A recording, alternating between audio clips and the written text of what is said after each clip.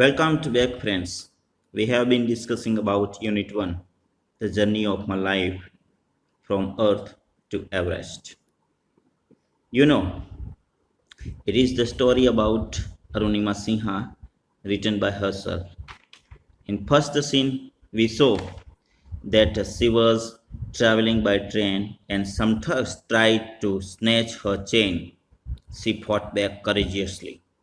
While fighting, she was thrown out of the train and she lost her left leg and then she fainted.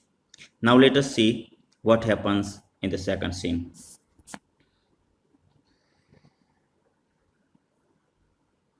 Scene 2. I was admitted to AIMS, Delhi, on the interventions of the PM. I was admitted to AIMS, AIIMS, All India Institute of Medical Science. આ એક hospital છે દિલ્હીની અંદર આવેલી. એ કહે છે કે I was admit એટલે દાખલ કરવું. I was admitted to AIIMS Delhi on the intervention of the PM. Intervention means involvement, interference means દરમિયાનગીરી, હસ્તક્ષેપ. એટલે કે પ્રધાનમંત્રીશ્રીની દરમિયાનગીરીથી મને એઇમ્સ દિલ્હી ખાતે દાખલ કરવામાં આવી. The union government would bear the entire cost of my treatment. Union government એટલે કેન્દ્ર સરકાર, સંઘ સરકાર. Would bear the entire cost of my treatment. Treatment એટલે સારવાર. એન્ટાયર કોસ્ટ એટલે ખર્ચ. એટલે કે મારી સારવારનો તમામ ખર્ચ સંઘ સરકાર ઉપાડવાની હતી. Soon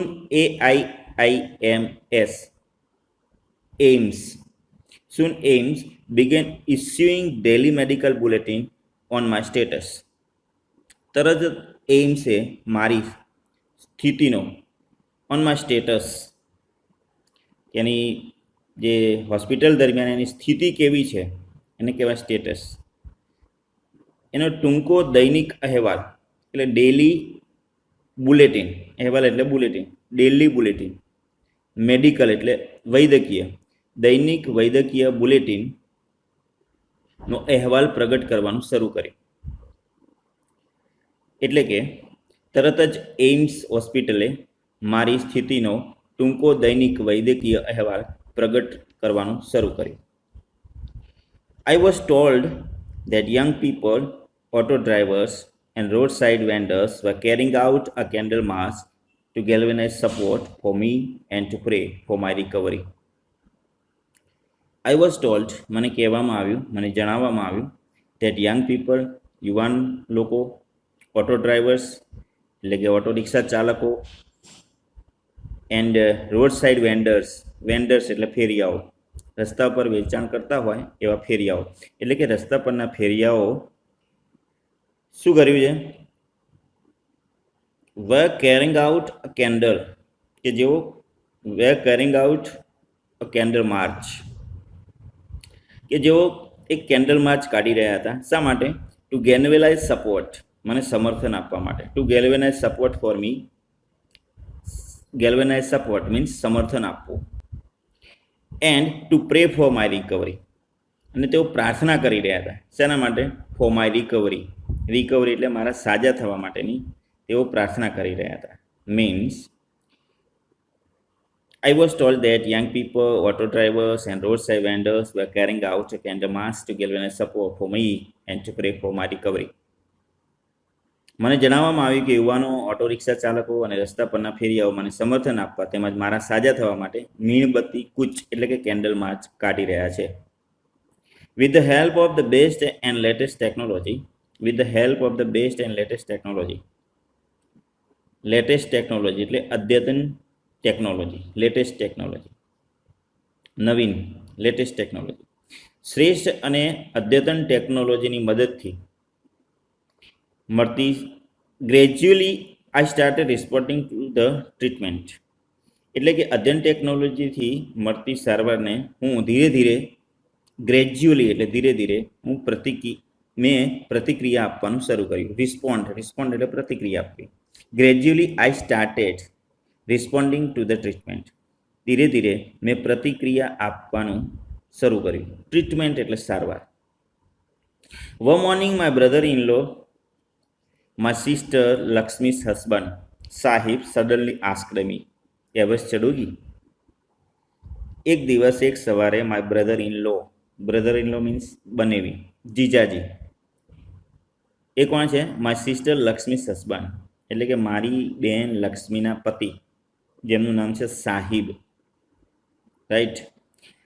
તેઓએ અચાનક સડનલી એટલે અચાનક આસ્ક્ડ મી, મને પૂછ્યું, Everest ચડોગી? He had just read an interesting piece of information in the newspaper. તેમણે હમણાં જ સમાચાર પત્રમાં એક રસપ્રદ માહિતી વાંચી હતી. ઇન્ટરેસ્ટિંગ પીસ ઓફ ઇન્ફોર્મેશન એટલે રસપ્રદ માહિતી ન્યૂઝપેપરમાં વાંચી હતી.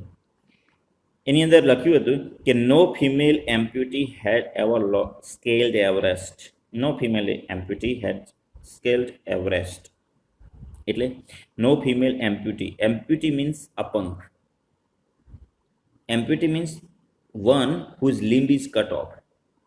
એક એવું વ્યક્તિ કે જેનું કોઈ અંગ કપાઈ ગયું હોય એને એમ્પ્યુટી કહેવાય. એમ્પ્યુટી મીન્સ અપંગ. રાઈટ. તો નો female amputee had ever scaled Everest. Scale એટલે સર કરવું, કે કોઈ હજુ સુધી કોઈ અપંગ મહિલાએ ક્યારેય એવરેસ્ટ સર કર્યો ન હતો. એવી માહિતી એમને ન્યૂઝપેપરમાં વાંચી હતી. કોણે વાંચી હતી? તો અરુણિમા સિન્હાના બનેવી, જેમનું નામ છે સાહિબ, જે એની બેન લક્ષ્મીના હસબન્ડ છે. એમને એક ન્યૂઝપેપરમાં આવું વાંચ્યું હતું કે no female amputee had ever scaled Everest. I wasn't એમ્યુઝડ. પણ મને એમાં કંઈ નવાઈ નથી લાગી. આઈ વોઝન્ટ એમ્યુઝડ એ બાબતથી કંઈ ખુશ નથી થઈ. મેં એમણે કહ્યું, I have lost a leg and you are talking of Mount Everest. અરે, મેં પગ ગુમાવ્યો છે અને તમે માઉન્ટ એવરેસ્ટ ચડવાની વાત કરો છો. I have lost a leg and you are talking of Mount Everest. I started talking to myself. પછી તો મેં મારી જાત સાથે મનોમન વાત કરવા લાગી. આઈ started talking to my self means મનોમન વિચારવું. જો હું શું વિચાર્યું?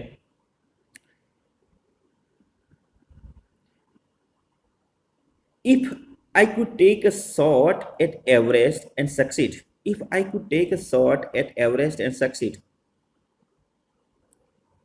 જો હું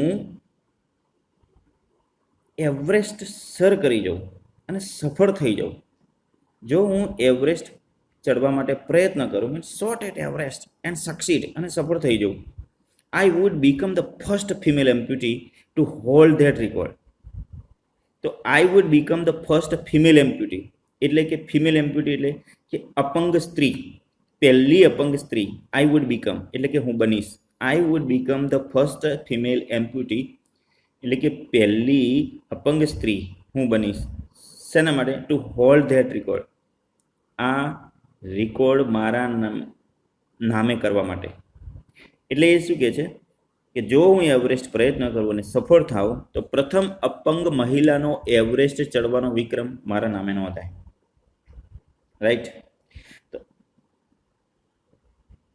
આઈ થોટ, મેં એ વિશે થોડી વાર વિચાર્યું. I thought about it for some time and then I conveyed to Sahib my willingness to take up the challenge. I thought, મેં વિચાર્યું, about it for some time and then I convey એટલે રજૂ કરવું, જણાવવું. to Sahib my willingness એટલે ઈચ્છા, to take up the challenge એટલે પડકાર. મેં એ વિશે થોડીક વાર માટે વિચાર્યું. I thought about it for some time, મેં એ વિશે થોડીક વાર માટે વિચાર્યું. And then I conveyed to Sahib, અને પછી મેં સાહિબને મારો વિચાર રજૂ કર્યો. રાઈટ. શું વિચાર રજૂ કર્યો? My willingness to take up the challenge, એ પડકારને ઝીલવા માટે, એ પડકાર એવરેસ્ટ સર કરવાનો પડકાર, એ પડકારને ઝીલવાના મારી એ ઈચ્છાને મેં સાહેબની પાસે રજૂ કરી. આઈ કન્વે એટલે રજૂ કરું. નેક્સ્ટ, ઠીક હૈ હમ કરેંગે, એને સાહેબને કીધું ઠીક હૈ હમ કરેંગે. આઈ સેડ, મેં કહ્યું. I now had something to look forward to, હવે મારી પાસે અપેક્ષા રાખવા માટે, હવે મારી પાસે I had something to look forward, look forward એટલે રાહ જોવી, અપેક્ષા રાખવી. Look forward, to wait for someone, to expect, અપેક્ષા રાખવી. શેની અપેક્ષા? અ મિશન, મિશન એટલે ધ્યેય, લક્ષ્ય, અ ગોલ, ધ્યેય. અ રીઝન ટુ ડ્રીમ, એક ધ્યેય, સપના જોવાનું એક કારણ હતું. તો I now had something to look forward to, હવે મારી પાસે અપેક્ષા રાખવા માટે એક જીવન લક્ષ્ય, એક ધ્યેય, સપના જોવાનું એક કારણ હતું. તે સરળ બનવાનું નહોતું. It was not going to be easy, તે સરળ બનવાનું નહોતું. But throughout my life nothing had come easy, throughout my life, મારા જીવન દરમિયાન, થ્રુ આઉટ માય લાઈફ, મારા જીવન દરમિયાન નથિંગ હેડ કમ ઇઝી, ક્યારેય કશું સરળતાથી મળ્યું ન હતું. આઈ felt like I was Born again, મને લાગ્યું કે મારો પુનર્જન્મ થયો હતો. આઈ felt like I was Born again, I felt, મને લાગ્યું, આઈ વોઝ બોર્ન અગેન, કે હું મારો ફરી પુનર્જન્મ થયો હતો. Then I started waiting for my artificial limb to arrive, પછી મેં મારો કૃત્રિમ પગ આવી પહોંચે તેની રાહ જોવાની શરૂ કરી. આઈ સ્ટાર્ટેડ વેઇટિંગ, વેઇટિંગ એટલે રાહ જોવાની શરૂઆત કરી. શેના માટે? ફોર માય આર્ટિફિશિયલ લિમ્બ, આર્ટિફિશિયલ લિમ્બ એટલે આર્ટિફિશિયલ એટલે કૃત્રિમ, કૃત્રિમ લિમ્બ એટલે અંગ, શરીરનું કોઈ પણ અંગ. તો અહીંયા જે એનો પગ કપાઈ ગયો હતો, એટલે અહીંયા આર્ટિફિશિયલ લિમ્બ એટલે કૃત્રિમ પગ. એટલે કે છે કે then I started waiting for my artificial limb to arrive, arrive એટલે આવી પહોંચવું, આવવું. મેં મારો કૃત્રિમ પગ આવી પહોંચે તેની રાહ જોવાની શરૂ કરી. When it finally arrived I was overjoyed, અને જ્યારે તે આવ્યો ત્યારે મારી ખુશીનો પાર ન હતો. આઈ વોઝ ઓવરજોયડ, વધારે આનંદિત થઈ જાઉં, અતિ આનંદિત થઈ જાઉં, એને કહેવાય overjoyed. I was overjoyed. The artificial leg felt almost like my real leg, કૃત્રિમ પગ, આર્ટિફિશિયલ લેગ કે જે મારા રિયલ લેગ એટલે વાસ્તવિક લેગ, નેચરલ લેગ, એના જેવો જ લાગતો હતો. Artificial leg felt almost like my real leg. I could hardly feel the difference, હું ભાગ્યે જ એની અંદર ભેદ અનુભવતી હતી. Right. I had started falling in love with this stranger, અને ધીરે ધીરે મેં એની સાથે લગાવ કેળવવાનું શરૂ કર્યું. I started falling in love, fall in love લગાવ કેળવવો, પ્રેમ થવો. આઈ started falling in love with the stranger, stranger એટલે અજાણ્યો, અને આ અજાણ્યો કોના માટે શબ્દ વાપર્યો છે? એ આર્ટિફિશિયલ લેગ માટે વાપર્યો છે. શા માટે એને એવું કીધું કે I had started falling in love with this stranger, કે ધીરે ધીરે આ પગ લગાવ્યા પછી એને એના પર તે લગાવ થવા લાગ્યો. જાણે કે whom I was wedded for life, કે જે I was wedded for life, wedded for, wed એટલે અહીંયા વેડનો મિનિંગ થાય લગ્ન કરવા, જે જીવન દરમિયાન આપણી સાથે રહે તેના માટે શબ્દ વાપરીએ. પણ અહીંયા એ લેગ પણ એની આખી જિંદગી એની સાથે જ રહેવાનો હતો. એટલે એ કહે છે કે જે મારી સાથે સમગ્ર જીવન જોડાયેલો હતો તે અજાણ્યા એટલે કે સ્ટ્રેન્જર સાથે મેં લગાવ કેળવવાનું શરૂ કર્યું. I started falling in love with the stranger. આ સ્ટ્રેન્જર એ આર્ટિફિશિયલ લેગ માટે વપરાયેલો શબ્દ છે.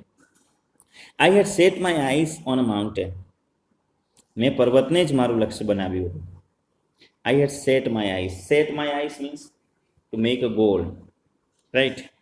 એક aim at target, aim at set my eyes એટલે લક્ષ્ય સાધવું, લક્ષ્ય બનાવવું, લક્ષ્ય બનાવવું, રાઈટ. એના ઉપર એક ધ્યેય સાધવું, લક્ષ્ય નિર્ધારિત કરવું. તો I set my eyes, set my eyes means લક્ષ્ય સાધવું. I had set my eyes.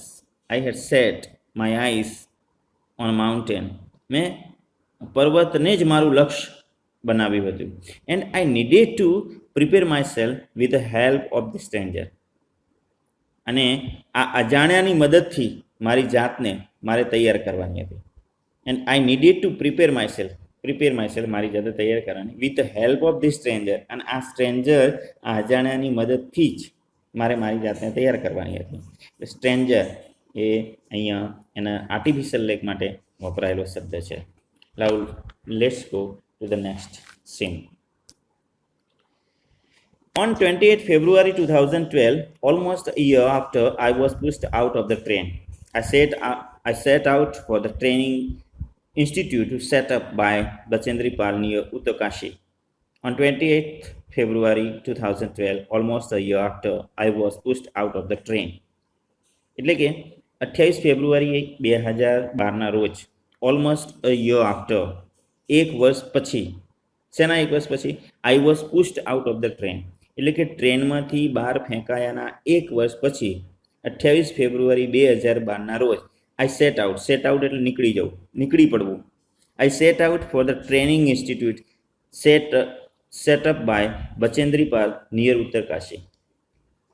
મારા ટ્રેનમાંથી બહાર ફેંકાઈ ગયાના એક વર્ષ બાદ હું 28 ફેબ્રુઆરી 2012ના રોજ ઉત્તરકાશી પાસે બચેન્દ્રી પાલ દ્વારા સ્થાપિત સેટઅપ એટલે સ્થાપના કરવી, તે સેટઅપ બાય બચેન્દ્રી પાલ દ્વારા સ્થાપિત ઇન્સ્ટિટ્યૂટ, જે ટ્રેનિંગ ઇન્સ્ટિટ્યૂટમાં તે જવા માટે નીકળી હતી, એ ટ્રેનિંગ ઇન્સ્ટિટ્યૂટની સ્થાપના બચેન્દ્રી પાલે કરી હતી, જે ઉત્તરકાશીની નજીક આવેલું છે. ઘણી વખત આપણો પ્રશ્ન આવે કે where is training institute and who set up the training institute? આવો જવાબ આવે, who set up the training institute? તો Bachendri Pal set up the training institute, right. તો એ ત્યાં જવા નીકળી પડી. તો I set out for the training institute set up by Bachendri Pal near Uttarkashi, right.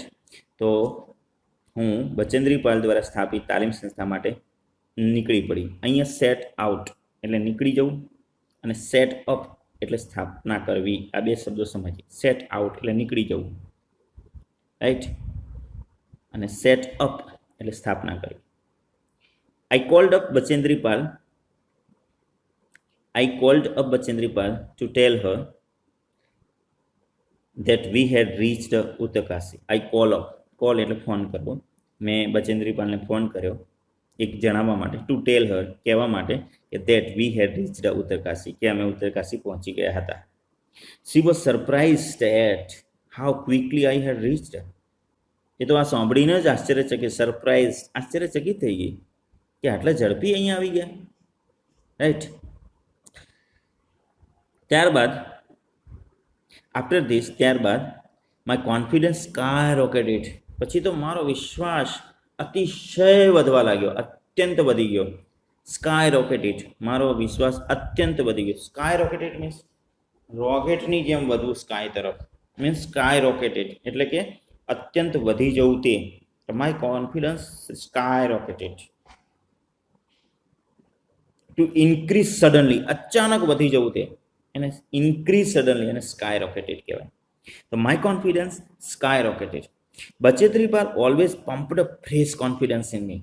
Bachendri Pal હંમેશા મારી અંદર દરરોજ કોન્ફિડન્સ એટલે કે વિશ્વાસ ભર્યા કરતી હતી. પમ્પ્ડ એટલે ભરવું, pump the fresh confidence in me. શું કહેતી એ?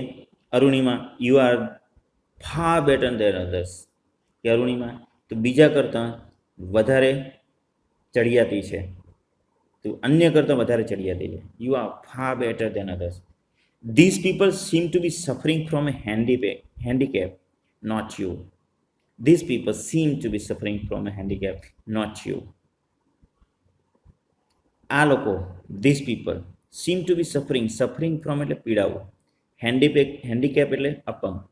આ લોકો અપંગથી પીડાય છે, બટ નોટ યુ, પણ તું નહીં. આઈ એમ પ્રાઉડ ઓફ યુ, મને તારા પર ગર્વ છે. But before Everest expedition you will have to prove your self. Before Everest expedition expedition એટલે પ્રવાસ. આ એક્સપિડિશન શબ્દ જનરલી પ્રવાસ કયા પ્રવાસ માટે વપરાય? તો પર્વતો ઉપર જે પ્રવાસ કરવામાં આવે તે, અવકાશમાં પ્રવાસ કરવામાં આવે તે, દરિયાની અંદર પ્રવાસ કરવામાં આવે, એના માટે એક્સપિડિશન શબ્દ વપરાય. તો એવરેસ્ટ એક્સપિડિશન એટલે કે એવરેસ્ટનો પ્રવાસ તું શરૂ કરે તે પહેલાં, before Everest expedition you will have to prove your self. Prove એટલે સાબિત કરવું, તારે તારી જાતને સાબિત કરવી પડશે.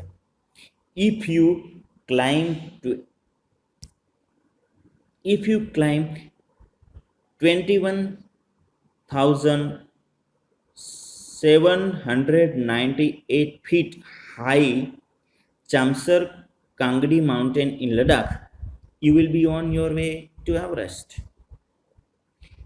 એ કહે છે કે જો તું લદ્દાખમાં 21,798 ફૂટ ઊંચા ચામસર કાંગડી પર્વત પર ચડી જઈશ, ઇફ યુ ક્લાઇમ્બ, જો તું ચડી જઈશ, તો you will be on your way to Everest.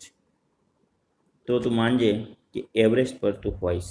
You will be on your way to Everest, તો તું એવરેસ્ટ પર હોઈશ.